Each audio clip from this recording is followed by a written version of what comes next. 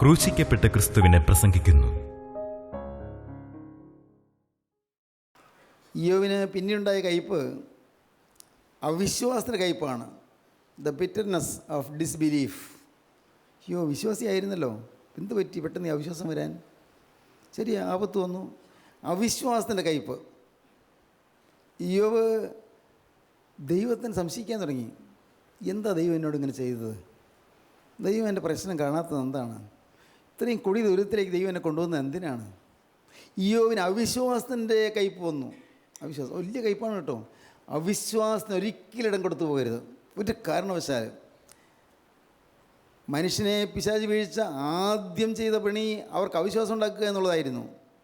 ഹവ്വയുടെ അടുക്കൽ ചെന്ന് ചോദിച്ചു, ഈ മനോഹരമായ ഉദ്യാനമാണല്ലോ നിങ്ങൾ കിട്ടിയത്, എന്ത് നല്ല തോട്ടം, എന്തോരം ഫലവൃക്ഷങ്ങൾ, അയ്യോ നിങ്ങളെന്ത് ഭാഗ്യശാലികൾ, ഇതൊക്കെ നിങ്ങൾക്ക് അനുഭവിക്കാമോ? പിന്നല്ലാതെ ഞങ്ങളുടെ ദൈവം തന്നതല്ലേ, ഞങ്ങളുടെ ദൈവം തന്നതാണ് ഞങ്ങൾക്ക്. ഹവ്വ വളരെ ആവേശത്തോടെ മറുപടി പറഞ്ഞു, ഞങ്ങളുടെ ദൈവം തന്നതാണ്. അല്ല, ഞാൻ ചോദിച്ചെന്നേ ഉള്ളൂ, ഇതെല്ലാം നിങ്ങൾക്ക് അനുഭവിക്കാമോ? ഉവ്വന്നേ, ഞങ്ങളുടെ കർത്താവ് ഞങ്ങൾക്ക് തന്നതാണ്. പിന്നെ ഇതേ അവിടെ നിൽക്കുന്ന ഒരു വൃക്ഷമുണ്ടല്ലോ, നന്മതിന്മയുടെ അറിവിൻ്റെ വൃക്ഷം, അതിൻ്റെ ഫലം തിന്നരുതെന്ന് പ്രത്യേകം പറഞ്ഞിട്ടുണ്ട്. അതെന്താ? തിന്നാൽ അയ്യോ മിണ്ടല്ലേ, തിന്നാൽ മരിക്കുമെന്ന കർത്താവ് പറഞ്ഞിരിക്കുന്നത്. തിന്നാൽ മരിക്കും, അത് തിന്നരുത്, തൊടുകയും വരുന്ന കർത്താവ് പറഞ്ഞിട്ടുണ്ട്. അങ്ങനെ കർത്താവ് പറഞ്ഞിട്ടില്ല, പക്ഷേ അവൾ കൂട്ടി പറയുക, കുറച്ചുകൂടി തീക്ഷ്ണതയാണ് പറയുന്നത്. അത് തിന്നരുത്, അത് തൊടുകയും വരുന്നെന്നാണ് പറഞ്ഞിരിക്കുന്നത്. പാമ്പ് അപ്പോഴേക്കും ആ മരത്തിൻ്റെ ചുവട്ടിലെത്തി മരത്തിലേക്ക് കയറാൻ തുടങ്ങുക. പാമ്പ് തിരിഞ്ഞെന്ന് ചോദിച്ചു, അല്ല എന്താ തിന്നരുത് തൊടരുത്, അങ്ങനെ കർത്താവ് പറഞ്ഞതാണോ? ഉവ്വെന്ന് ഞങ്ങളുടെ കർത്താവ് പറഞ്ഞതാണ്. ഞങ്ങൾക്ക് ഈ തോട്ടം തന്നപ്പോൾ കർത്താവ് പറഞ്ഞു, ആ നിൽക്കുന്ന നന്മയുടെ അറിവിൻ്റെ വൃക്ഷത്തിന് വല്ല തിന്നരുത്, തിന്നാൽ മരിക്കുമെന്നാണ് പറഞ്ഞത്. അണ്ണേ പാമ്പ് പറഞ്ഞു, പിശാച് പറഞ്ഞു, അതെ കാര്യം നിങ്ങൾക്ക് മനസ്സിലായോ?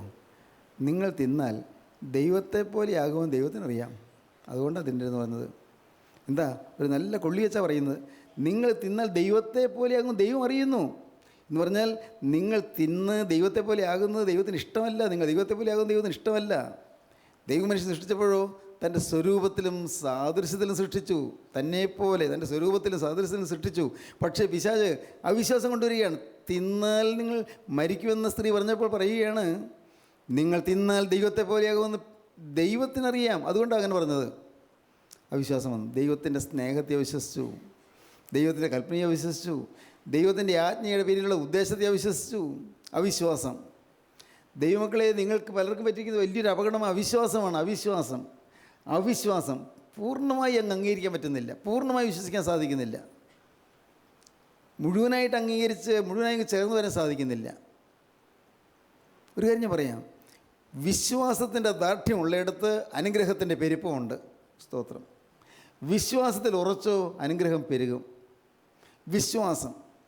ഒരു വിശ്വാസമാണ് നമ്മെ നയിച്ചുകൊണ്ടിരിക്കുന്നത്. വിശ്വാസം കണ്ണുമടച്ചങ്ങ് വിശ്വസിക്കുക. ദൈവത്തിന് സ്തോത്രം.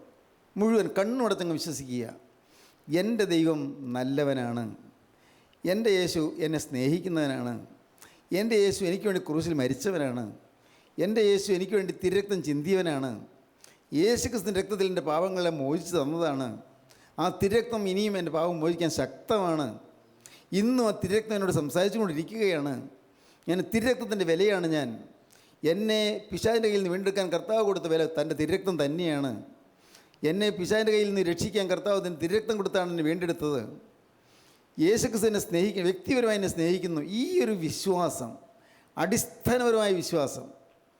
ക്രിസ്തു മരിച്ചു, ക്രിസ്തു ഉയർത്തെഴുന്നേറ്റു, ക്രിസ്തു ജീവിക്കുന്നു. അടിസ്ഥാനപരമായ വിശ്വാസം. ദാവീദിൻ്റെ സന്തതിയായി ജനിച്ച് മരിച്ചിട്ട് ഉയർത്തെഴുന്നേറ്റിരിക്കുന്ന യേശുക്രിസ്തുവിനെ ഓർത്തുകൊള്ളുക, അതാകുന്നു എൻ്റെ സുവിശേഷം. അതാ സുവിശേഷം. ദാവീദിൻ്റെ സന്തതിയായി ജനിച്ച് മരിച്ചിട്ട് ഉയർത്തെഴുന്നേറ്റിരിക്കുന്ന യേശുക്രിസ്തുവിനെ ഓർത്തുകൊള്ളുക, അതാകുന്നു എൻ്റെ സുവിശേഷം. സുവിശേഷം അതാണ്. വിശ്വാസത്തിലാണ് അധിഷ്ഠിതമായിരിക്കുന്നത്. വിശ്വാസം. നിങ്ങൾക്ക് പലർക്കും പല അവിശ്വാസ ചിന്തകളുണ്ട്. പലരും പല അവിശ്വാസ ചിന്തകൾ കുത്തിവെക്കുന്നവരുണ്ട്. അവിശ്വാസം ചില വാക്കുകളിൽ കൂടെ നിങ്ങളുടെ ഉള്ളത്തിലേക്ക് കടത്തി വിടുന്നവരുണ്ട്. സൂക്ഷിച്ചുകൊള്ളണം. എവിടെ ചെന്ന് നിൽക്കുമ്പോഴും അവിശ്വാസത്തിൻ്റെ കാറ്റടിക്കാതെ നിങ്ങൾ സൂക്ഷിച്ചു നിന്നുകൊള്ളണം. വിളക്ക് കത്തിയിരിക്കുന്നു, ഒരു ചെറിയ മണ്ണ വിളക്ക്. കാറ്റടിച്ചാൽ വിളക്ക് കിട്ടുപോകും. അതുകൊണ്ട് കാറ്റടിക്കാത്ത ഭാഗത്ത് കൊണ്ടുപോയി വെച്ച് മറച്ചു പിടിക്കുന്നു. ഞാൻ പണ്ട് രാത്രി ഈ ലേറ്റ് നൈറ്റ് വളരെ വൈകി കോലഞ്ചേരിയിൽ നിന്ന് ഇങ്ങോട്ട് നടന്നു പോന്നിട്ടുണ്ട്. എവിടെയെങ്കിലും പ്രസംഗിക്കാൻ പോയിട്ട് കോലഞ്ചേരിയിൽ ബസ് ഇറങ്ങിക്കഴിഞ്ഞ് അന്ന് അതിലൂടെ 12 മണിക്ക് പോകുന്ന ഒരു ഫാസ്റ്റ് പാസഞ്ചറുണ്ട്. അങ്ങ് തിരുവനന്തപുരത്ത് നിന്ന് ഫാസ്റ്റ് പാസഞ്ചർ കോലഞ്ചേരി കൂടി എറണാകുളത്തേക്ക് പോകുന്നത്. ഇതൊക്കെ എവിടെയെങ്കിലും പ്രസംഗിക്കാൻ പോയിട്ട് അവിടെ വന്ന് ഇറങ്ങും. പിന്നെ വേറെ മാർഗ്ഗം നടക്കും. അത്ര 12:30 1 മണിയാകുമ്പോൾ നടക്കും. ഇരുട്ടാണ്. അപ്പോൾ ഞാൻ നേരത്തെ കരുതിയിരിക്കും ഒരു ചിരട്ട, പിന്നെ ഒരു മെഴുകുതിരിയും. ടോർച്ചൊന്നും എടുക്കത്തില്ല. ഇല്ലായിരിക്കും, പക്ഷേ ഇല്ലായിരിക്കും എനിക്ക് തോന്നുന്നത്. എനിക്കറിയാൻ പാടില്ല, ഓർക്കുന്നില്ല. ചെറു പ്രായത്തിലാണ്. ഞാൻ ആ മെഴുകുതിരി കൈയിൻ്റെ വിരലിൻ്റെ അറ്റത്ത് ഇങ്ങനെ ഉള്ളിൽ കൂടി കടത്തി അങ്ങ് പിടിക്കും. എന്നിട്ട് ചിരട്ടയുടെ ഉള്ളിൽ വെച്ച്, അപ്പോൾ കാറ്റടിച്ചാലും ഈ മെഴുകുതിരി ഇടില്ല, മെഴുകുതിരി കെട്ടുപോകില്ല. അതുകൊണ്ട് അങ്ങനെ അത് പിടിച്ചുകൊണ്ട് ഒരു മെഴുകുതിരി തീരും. ഇവിടെ വരുമ്പോഴേക്കും കത്തിത്തീരും. കാറ്റടിച്ചാൽ കെട്ടുപോകും. അതുകൊണ്ട് അവിശ്വാസത്തിൻ്റെ കാറ്റടിക്കാതെ നോക്കിക്കൊള്ളണം, കാറ്റടിക്കാതെ മറച്ച് പിടിച്ചുകൊള്ളണം. കാറ്റടിക്കരുത്. അവിശ്വാസത്തിൻ്റെ വാക്കുകൾ ആരെങ്കിലും പറഞ്ഞാൽ നിങ്ങൾ കേൾക്കാൻ നിൽക്കരുത്. എനിക്ക് പറ്റില്ല ഈ ശാപം കേൾക്കാൻ. പറഞ്ഞുകൊള്ളണം.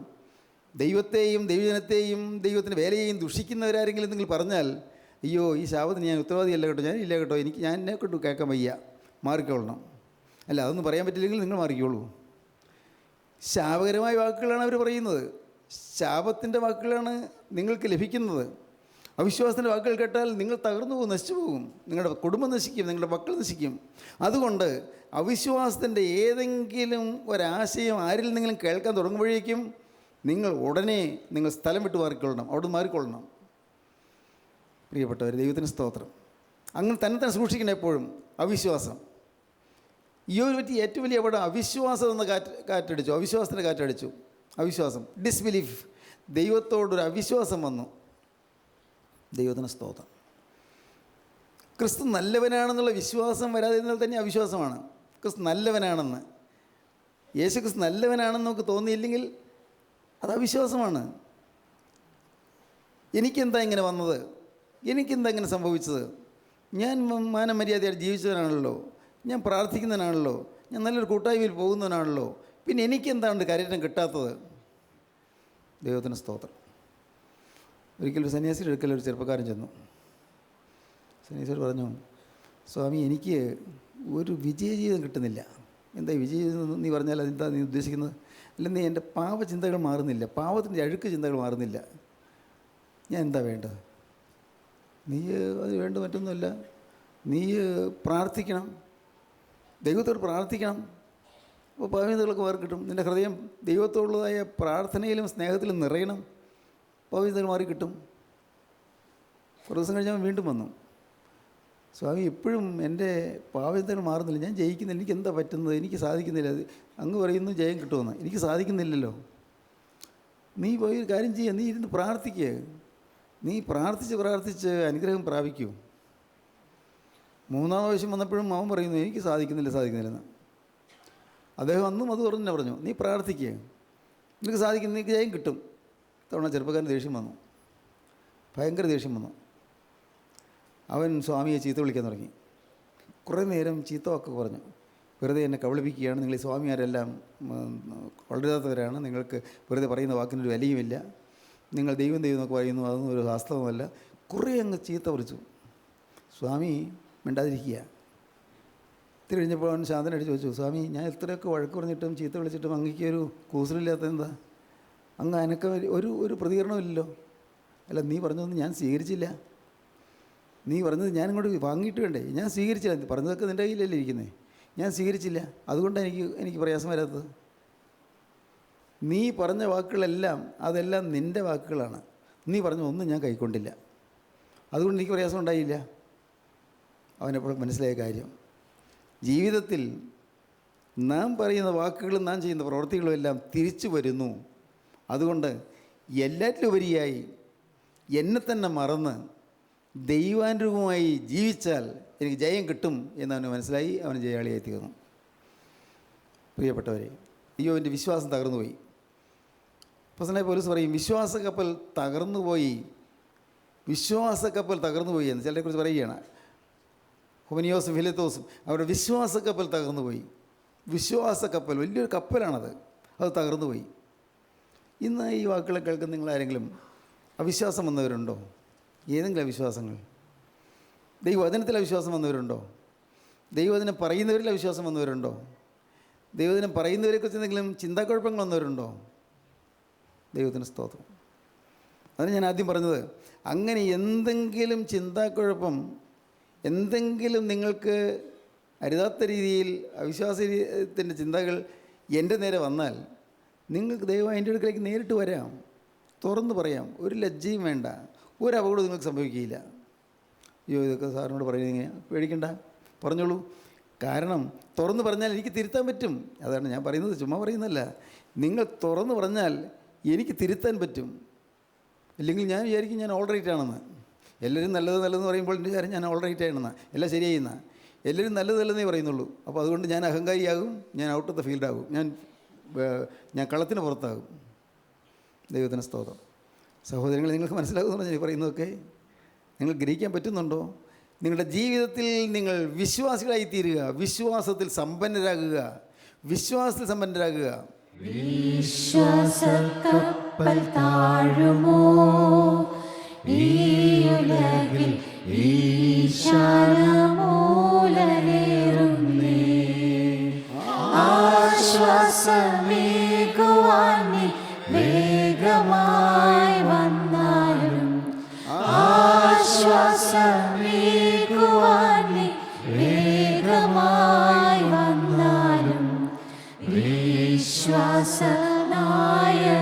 പ്രിയ, ആമേൻ. വിശ്വാസനായക പ്രിയ, ലേഖയാശ്രയം എന്നേശു മാത്രം, ശോകങ്ങളേറി വന്നാലും. ദൈവത്തിന് സ്തോത്രം. ഇയ്യോബിൻ്റെ പുസ്തകം 9-ാം അധ്യായം 27-ാം വാക്യം മുതൽ 31-ാം വാക്യം വരെ വായിക്കൂ. അവിശ്വാസം കാണാം. ഇയ്യോബിനൊന്ന് അവിശ്വാസം, ഡിസ്ബിലീഫ്. ഞാൻ എൻ്റെ സങ്കടം മറന്ന് മുഖവിഷാദം കളഞ്ഞ് പ്രസന്നതയോടെ ഇരിക്കുമെന്ന് പറഞ്ഞാൽ ഞാൻ എൻ്റെ വ്യസനമൊക്കെയും ഓർത്ത് ഭയപ്പെടുന്നു. നീ എന്നെ നിർദോഷിയായി എണ്ണുകയില്ലെന്ന് ഞാൻ അറിയുന്നു. എന്നെ കുറ്റം വിധിക്കുകയുള്ളൂ. പിന്നെ ഞാൻ വെറുതെ പ്രയത്നിക്കുന്നത് എന്തിന്? ഞാൻ ഹിമം കൊണ്ട് എന്നെ കഴുകിയാലും ക്ഷാരജലം കൊണ്ട് എൻ്റെ കൈ വെടുപ്പാക്കിയാലും നീ എന്നെ ചേറ്റുകുഴിയിൽ മുക്കിക്കളയും. എൻ്റെ വസ്ത്രം പോലും എന്നെ വെറുക്കും. ഞാൻ അവനോട് പ്രതിവാദിക്കേണ്ടതിനും ഞങ്ങൾ ഒരുമിച്ച് ന്യായവിസ്താരത്തിന് ചെല്ലേണ്ടതിനും അവൻ എന്നെപ്പോലെ മനുഷ്യനല്ലല്ലോ. ദൈവത്തിന് സ്തോത്രം. യോബ് പറയുകയാണ്, 27-ാം വാക്യം, ഞാൻ എൻ്റെ സങ്കടം മറന്ന് മുഖവിഷാദം കളഞ്ഞ് പ്രസന്നതയോടെ ഇരിക്കുമെന്ന് പറഞ്ഞാൽ ഞാൻ എൻ്റെ വ്യസനമൊക്കെയും ഓർത്ത് ഭയപ്പെടുന്നു. ഞാൻ സങ്കടപ്പെടുകയില്ല, വിഷാദിക്കുകയില്ല, ഞാൻ വിഷമിച്ചിരിക്കുകയില്ല, ഈ പ്രയാസം വരാതെ ഞാൻ നോക്കും എന്നൊക്കെ പറഞ്ഞാലും എനിക്ക് സാധിക്കുന്നില്ല. എൻ്റെ സങ്കടം മറന്ന് വിഷാദം കളഞ്ഞ് പ്രസന്നതയോടെ ഇരിക്കുമെന്ന് പറഞ്ഞാൽ ഞാൻ എൻ്റെ വ്യസനമൊക്കെയും ഓർത്ത് ഭയപ്പെടുന്നു. നീ എന്നെ നിർദോഷിയായി എണ്ണുകയില്ലെന്ന് ഞാൻ അറിയുന്നു. എനിക്കറിയാം, ഞാൻ എത്ര നന്നായി ജീവിച്ചാലും ദൈവം നോക്കുമ്പോൾ നീ എന്നെ നിർദോഷിയായി കാണുകയില്ല, ഞാൻ കുറ്റവാളിയായിട്ടേ ദൈവം കാണുകയുള്ളൂ. ചിന്ത, ഞാൻ എത്ര നന്നായി ജീവിച്ചാലും എന്നെക്കുറിച്ച് നല്ലതൊന്നും പറയില്ല. എങ്ങനെയൊക്കെ നന്നായിട്ട് പെരുമാറിയാലും എന്നെക്കുറിച്ച് എപ്പോഴും ശാസിക്കുകയുള്ളൂ, എപ്പോഴും വഴക്ക് പറയുകയുള്ളൂ, എന്നെ എപ്പോഴും കുറ്റപ്പെടുത്തുകയുള്ളൂ. ഞാൻ എൻ്റെ വിഷാദം കൊണ്ട് വിഷമിച്ച് പറയുന്ന വാക്കുകൾ പോലും അതുപോലും കേട്ടിട്ട് എന്നെ ശാസിക്കുകയുള്ളൂ. എന്താ പറയുന്നത്? നീ എന്നെ നിർദോഷിയായി എണ്ണുകയില്ലെന്ന് ഞാൻ അറിയുന്നു. എൻ്റെ വ്യസനമൊക്കെയും ഓർത്ത് ഭയപ്പെടുന്നു. വ്യസനമൊക്കെയും ഓർത്ത് ഭയപ്പെടുന്നു. നീ എന്നെ നിർദോഷിയായി എണ്ണുകയില്ലെന്ന് ഞാൻ അറിയുന്നു. നിർദോഷിയായി എണ്ണുകയില്ലെന്ന് എനിക്കറിയാം. കാരണം ഞാനൊരു ദോഷിയാണെന്നേ നീ പറയൂ, ഞാൻ കുറ്റവാളിയാണെന്നേ ദൈവമേ നീ പറയൂ. ദൈവത്തോട് പറയുകയാണ്, നീ അതേ പറയൂ. എന്തെല്ലാം വിധത്തിൽ ഞാൻ എന്നെ തന്നെ ശുദ്ധീകരിച്ചാലും, ഞാൻ എന്നെ തന്നെ ശുദ്ധീകരിച്ച് പ്രാർത്ഥന വിട്ടിരുന്നാലും എനിക്കെപ്പോഴും കുറ്റമേ ഉള്ളൂ, എപ്പോഴും കുറ്റം. യോബിൻ്റെ ചിന്താഗതി എങ്ങനെയാണ്? എപ്പോഴും കുറ്റമേ ദൈവം കണ്ടുപിടിക്കുകയുള്ളൂ. വലിയ തെറ്റായ ചിന്താഗതിയാണ്. ദൈവം എൻ്റെ നന്മയൊന്നും കാണുന്നില്ല, എൻ്റെ തെറ്റ് മാത്രമേ കാണുന്നുള്ളൂ. ദൈവം എന്നെ കുറ്റം വിധിക്കാൻ നോക്കിയിരിക്കുകയാണ്. എന്ത് തെറ്റുണ്ടെന്നാണ് ദൈവം നോക്കിയിരിക്കുന്നത്? എനിക്ക് എൻ്റെ പക്ഷത്തെ എന്തെല്ലാം പാവമാണ് വരുന്നതെന്ന് ദൈവം നോക്കിയിരിക്കുന്നത്. കഷ്ടം, എനിക്ക് ദൈവത്തിൻ്റെ ഒരു കരുണ കിട്ടുന്നില്ലല്ലോ. നീ എന്നെ നിർദോഷിയായി എണ്ണുകയില്ല എന്ന് ഞാൻ അറിയുന്നു. എന്നെ കുറ്റം വിധിക്കുകയുള്ളൂ. എങ്ങനെ ഞാൻ ജീവിച്ചാലും, ഞാൻ നിഷ്കളങ്കനായിരുന്നു, നേരുള്ളവനായിരുന്നു, ദൈവഭക്തനായിരുന്നു, ദോഷമിട്ട് അകലുന്നവനായിരുന്നു, എങ്ങനെയെല്ലാം ഞാൻ ജീവിച്ചാലും നീ എന്നെ കുറ്റം വിധിക്കുകയുള്ളൂ. പിന്നെ ഞാൻ വൃഥാ പ്രയത്നിക്കുന്നതിന് പിന്നെ എന്തിനാണ് നന്നായിട്ട് ജീവിക്കുന്നത്? ആളാകെ തിരിഞ്ഞു പോയില്ലേ? എന്തൊരു വിശ്വാസമുള്ള ആളായിരുന്നു, എന്തൊരു കരുത്തറ്റ വിശ്വാസമായിരുന്നു. പ്രിയപ്പെട്ടവരെ, വിശ്വാസക്കപ്പൽ തകർന്നു പോകുന്നു. നല്ല വിശ്വാസത്തിൻ്റെ ദാർഢ്യം ഉണ്ടായിരുന്ന ആൾ ഇപ്പോഴിതാ ആകെ എല്ലാം മാറി മറിഞ്ഞു പോയി. ദൈവം എപ്പോഴും എൻ്റെ കുറ്റം കാണാനിരിക്കുക. സഹോദരങ്ങളെ, ഒരിക്കലും നിങ്ങളെ ചിന്തിക്കരുത്, ദൈവം നമ്മുടെ കുറ്റം കാണാനിരിക്കുന്നവനല്ല.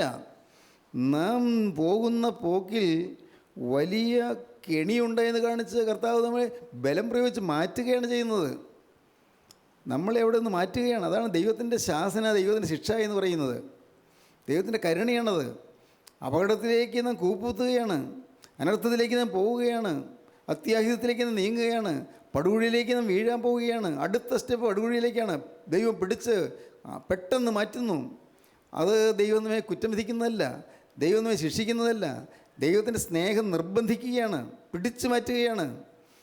ആ വഴിയിൽ കുഴപ്പമുണ്ട് നമുക്കറിഞ്ഞുകൂടാ, നേരെ പോകുന്ന അപകടത്തിലേക്കാണ് നമുക്കറിഞ്ഞുകൂടാ, അവിടെ പിശാച് കെണിവെച്ചിരിക്കുന്ന നമുക്കറിഞ്ഞുകൂടാ. അതുകൊണ്ട് ദൈവം കരുണയാൽ നമ്മെ പിടിച്ചു മാറ്റുകയാണ്. ദൈവത്തിന് സ്തോത്രം. ദൈവത്തിൻ്റെ ഒരു നാമം മഹത്വപ്പെടട്ടെ. സ്തോത്രം. ഒരു സംഭവം കേട്ടു. ഇവിടെ അധികം ദൂരെയല്ല, ഒരു വീട്ടിൽ പറമ്പിൽ ഒരു പാലമരം നിൽക്കുന്നുണ്ട്. പാല വീടിത്തിരി താഴെയായിട്ട് പാല. ആരോ ഒരു ജ്യോത്സ്യൻ കണിയാനോ ആരോ ജ്യോത്സ്യൻ ആ വീട്ടിൽ വന്ന് പറഞ്ഞു, നിങ്ങൾ വലിയ ഭാഗ്യശാലിയാണ്, ആ പാല ഒരിക്കലും വെട്ടാനിട വരരുത്, എന്ത് വില പറഞ്ഞാലും കൊടുക്കരുത്, ആ പാല അവിടെ തന്നെ നിൽക്കണമെന്ന്. പാൽ ഒഴിക്കേണ്ട ആവശ്യം അവർക്കില്ല, ജീവിക്കാൻ മാർഗമുള്ളതാണ്. എന്നാൽ അടുത്തൊട്ട വിലക്കത്തൊരു ധനാഢ്യനായ മനുഷ്യൻ്റെ വീടുണ്ട്. ഇതേ ജ്യോത്സ്യൻ അവിടെ ചെന്ന് പറഞ്ഞു, ആ പാല അവിടെ നിന്നാൽ നിങ്ങളുടെ കുടുംബത്തിന് ദോഷമാണ്, അത് എങ്ങനെയെങ്കിലും നിങ്ങൾ വെട്ടിക്കൊള്ളണം, ആ വെട്ടി മാറ്റിയില്ലെങ്കിൽ നിങ്ങളുടെ കുടുംബത്തിൽ വലിയ അത്യാഹിതം സംഭവിക്കും. നോക്കണേ, ആ ജ്യോത്സ്യൻ ചെയ്ത കെണി എന്താണ്? അതൊരിക്കലും വെട്ടരുത് എന്ന് ഉടമസ്ഥനോട് പറഞ്ഞിട്ട് അടുത്ത വീട്ടിൽ ചെന്ന് പറഞ്ഞു, ആ പാല അവിടെ നിൽക്കരുത്, അടുത്ത പറമ്പിലാണ് നിൽക്കുന്നത്, പക്ഷേ എങ്ങനെയെങ്കിലും എന്ത് വില കൊടുത്ത് മേടിച്ചത് വെട്ടിക്കൊള്ളണം എന്ന് പറഞ്ഞു. അവർ വിശ്വസിച്ചു. അവർ വന്ന് ചോദിച്ചു, ആ പാല ഞങ്ങൾ തരാമോ? അയ്യോ, തരാൻ നിർവാഹമില്ല, അത് വെട്ടിയാൽ ദോഷമാണെന്നൊക്കെ ഞങ്ങൾക്ക് അറിയാം. അല്ല, അത് വെട്ടണം കേട്ടോ, അത് ഞങ്ങൾക്ക് തന്നേ പറ്റുള്ളൂ. ഇന്ന് നിങ്ങൾ എന്ത് പറഞ്ഞാലും ഞാൻ തരികയില്ല, എന്ത് വില തരാമെന്ന് പറഞ്ഞാലും ഞാൻ തരികയില്ല. അവർ പോയി. അടുത്ത ദിവസം രാത്രി അവിടെ പാല വെട്ടുന്ന, അവിടെ മരത്തിൽ വെട്ടുന്ന ശബ്ദം കേട്ടു. ഉടനെ ഇദ്ദേഹം, ആ വീട്ടുകാരൻ ചെറുപ്പക്കാരനാണ്, അദ്ദേഹം ഇറങ്ങിപ്പോകാൻ പാലയുടെ അടുക്കിലേക്ക് ആരുടെ വെട്ടാമെന്നുണ്ടെന്ന് തോന്നുമല്ലോ എന്ന് പറഞ്ഞത് ഇറങ്ങിപ്പോകാൻ തുടങ്ങി.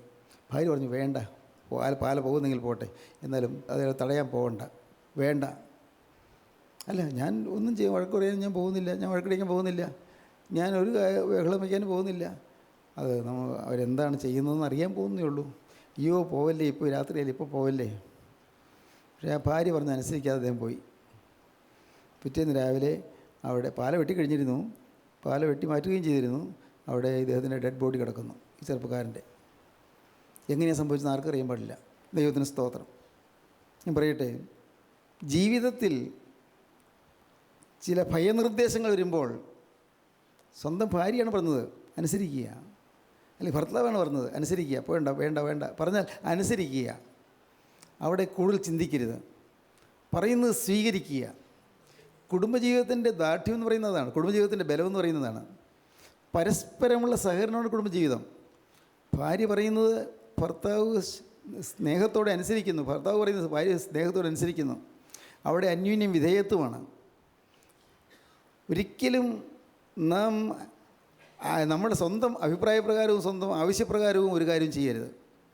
ഭാര്യയുള്ളവർ ഭാര്യയോടൊന്ന് ആലോചിക്കട്ടെ ഒരു കാര്യം ചെയ്യുന്ന നേരത്ത്, ഭർത്താവിനോട് ചോദിക്കട്ടെ ഒരു കാര്യം ചെയ്യുന്ന നേരത്ത്, പ്രായമുള്ള മക്കളുണ്ടെങ്കിൽ മക്കളോട് ചോദിക്കട്ടെ ഏതെങ്കിലും കാര്യം ചെയ്യുന്ന നേരത്ത്. സ്വന്തം ഇഷ്ടപ്രകാരം ചെയ്യരുത്, സ്വന്തം ഇഷ്ടപ്രകാരം ഒരു കാര്യം ചെയ്യരുത്. ഇല്ലെങ്കിൽ നിങ്ങൾക്കൊന്നും പറ്റിയില്ലെങ്കിൽ നിങ്ങൾ തനിയെ ഇരുന്ന് പ്രാർത്ഥിക്കണം, കർത്താവേ ഞാനിവിടെ എന്താണ് വേണ്ടത്, ഞാൻ എന്താ ചെയ്യേണ്ടത്. ആ ചെറുപ്പക്കാരനപ്പോൾ ഒന്ന് പ്രാർത്ഥിക്കാൻ സാധിച്ചിരുന്നെങ്കിൽ, ഒന്ന് മുട്ടുമുടക്കി എൻ്റെ കർത്താവേ എന്തോ ശബ്ദം കേൾക്കുന്നു, വെട്ടുകയാണോ എന്താണോ, ഞാനിപ്പോൾ അങ്ങോട്ട് പോകണോ, എൻ്റെ കർത്താവേ നീ എനിക്ക് വഴി കാണിച്ചു തരണമേ എന്നൊരു പ്രാർത്ഥന ഉണ്ടായിരുന്നെങ്കിൽ എങ്കിൽ അപകടത്തിന് രക്ഷപ്പെടാമായിരുന്നു. എന്താ ചെയ്തെന്ന് അറിഞ്ഞുകൂടാ. വേഗത്ത് പരിക്കുകളൊന്നുമില്ല, മുറിവുകളൊന്നുമില്ല, മരിച്ചു കിടക്കുന്നു. അത് കേസ് പിന്നെ എങ്ങനെ പോയി എന്ന് എനിക്കറിയാൻ പാടില്ല. കാര്യങ്ങൾ എനിക്ക് വിശദമായിട്ട് പിന്നാലെയുള്ള കാര്യങ്ങൾ അറിഞ്ഞുകൂടാ. ദൈവത്തിന് സ്തോത്രം. ദൈവം എൻ്റെ കാര്യം നോക്കുന്നില്ല, എന്നെ കുറ്റം വിധിക്കുകയുള്ളൂ. ഞാൻ ഹിമം കൊണ്ട് എന്നെ കഴുകിയാലും ക്ഷാരജലം കൊണ്ട് എൻ്റെ കൈ വെടിപ്പാക്കിയാലും നീ എന്നെ ചേറ്റുകുഴിയിൽ മുക്കിക്കളയും. എൻ്റെ വസ്ത്രം പോലും എന്നെ വെറുക്കും. സ്തോത്രം. പറയുകയാണ്, എന്താ, ഞാൻ എന്നെ തന്നെ മുഴുവനായി കഴുകിയാലും ക്ഷാരജലം കൊണ്ട് എന്നെ വെടിപ്പാക്കിയാലും സോപ്പ് വെള്ളം കൊണ്ട് എന്നെ കഴുകിയാലും ആസകലം എന്നെ വെടിപ്പുള്ളനാക്കി തീർത്താലും എന്തെല്ലാം ചെയ്താലും, ഞാൻ ഹിമം കൊണ്ട് എന്നെ കഴുകിയാലും മഞ്ഞ് കൊണ്ട് എന്നെ കഴുകിയാലും ക്ഷാരജലം കൊണ്ട് എന്നെ കൈ വെടിപ്പാക്കിയാലും നീ എന്നെ ചേറ്റുകുഴിയിൽ മുക്കിക്കളയും. പിന്നെയും നീ എന്നെ ചേറ്റുകുഴിയിൽ ചേറിൽ മുക്കിക്കളയും. ദൈവത്തെക്കുറിച്ചുള്ള മനോഭാവം പോയില്ലേ? ദൈവം ഞാൻ എത്ര പാവം ചെയ്ത് വന്നാലും എന്നെ കഴുകുന്നതെന്നുള്ള ചിന്ത പോയിട്ട് ഇപ്പോൾ ഞാൻ എത്ര മാത്രം എന്നെ തന്നെ ശുദ്ധീകരിച്ചാലും എന്നിൽ കുറ്റമേ കാണുകയുള്ളൂ. ഞാൻ എന്നെ തന്നെ എത്ര ശുദ്ധീകരിച്ചാലും എന്നിൽ കുറ്റമേ കാണുകയുള്ളൂ. ഇങ്ങനെയുള്ള ചിന്തകൾ നിങ്ങൾക്ക് വന്നിട്ടുണ്ടോ? എന്തെല്ലാം പ്രാർത്ഥിച്ചു, ഒരുങ്ങി പ്രാർത്ഥിച്ചു ചെന്നു, അപ്പോഴും പറയുന്നു, ഇല്ല, ഒരുങ്ങാനുണ്ട്, തെറ്റുകൾ തിരുത്താനുണ്ട്. എന്തൊരു കാര്യമാണ്, ഇതിങ്ങനെയുണ്ടോ? എനിക്കറിയാവുന്ന രീതിയിലല്ല ഏറ്റു പറഞ്ഞു. സഹോദരങ്ങളെ, നാം വിചാരിക്കുന്ന പോലെയല്ല ദൈവത്തിൻ്റെ വഴികളും ദൈവത്തിൻ്റെ വചനങ്ങളും. ദൈവത്തിൻ്റെ വഴികൾ, ദൈവത്തിൻ്റെ വചനങ്ങൾ നമ്മുടെ ചിന്തയ്ക്കെല്ലാം അതീതമാണ്, ബുദ്ധിയിൽ ഒതുങ്ങാത്തതാണ്, നമുക്കറിഞ്ഞുകൂടാ. ഏതെല്ലാം തരത്തിലുള്ളതായ ബാധകളാണ് ആ വ്യക്തിത്വത്തിൽ അടിയുറച്ച് നിൽക്കുന്ന ആർക്കറിയാം? ആൾ പുറമേ പാവമൊന്നുമില്ല, അല്ലെങ്കിൽ ഏതെങ്കിലും തിന്മകളിലേക്ക് പോകുന്നില്ല, ചിന്തയിൽ പോലും തെറ്റ് പറ്റുന്നില്ലെങ്കിലും ആ ആളത്വം പിശാചിന് അവകാശമുള്ളതാണ്. അവിടെ ആ പിശാചിന് അവകാശമുള്ളതായ ആളത്വത്തെ, അതാണ് സ്റ്റഫ് എന്ന് പറയാറില്ലേ, ആ ആളത്വത്തെ പൂർണ്ണമായി ഒന്ന് രൂപാന്തരപ്പെടുത്തിയെടുക്കാൻ കർത്താവ് അധ്വാനിക്കുകയാണ്. ആൾ കുറ്റം കണ്ട് അയാൾ നിസ്സാരനാക്കുകയല്ല ചെയ്യുന്നത്. ആൾ എങ്ങനെയും രക്ഷിക്കാൻ പരിശുദ്ധാത്മാവ് നോക്കുന്നുണ്ട്, പക്ഷേ സാധിക്കുന്നില്ല. ആൾ ദുരാത്മാക്കളോട് യാത്ര പറഞ്ഞിട്ടില്ല. അതാണ് ദൈവം കാണുന്നത്. മനുഷ്യൻ നോക്കുമ്പോൾ പാവങ്ങൾക്ക് ഏറ്റു പറഞ്ഞു, എല്ലാം ഒരു വിശുദ്ധ ജീവിതത്തിന് വേണ്ടി ആഗ്രഹിച്ചു, പിന്നെ എന്താ കൃപ കിട്ടാത്തത്? ദൈവത്തിന് സ്തോത്രം. ആത്മാവിൻ്റെ ആഴങ്ങളാണ് ഞാൻ ഈ പറയുന്നത്. ദൈവത്തിന് സ്തോത്രം. പ്രിയപ്പെട്ടവരെ, നിങ്ങളുടെ ജീവിതത്തിൽ നിങ്ങൾ ഇന്ന് വ്യക്തമായി തീരുമാനമെടുക്കുക, അവിശ്വാസത്തിനിടം കൊടുക്കുകയില്ല. ദൈവത്തിൻ്റെ പരിശുദ്ധാത്മാവ് ഒരു കാര്യം പറഞ്ഞു, തെറ്റുകയില്ല.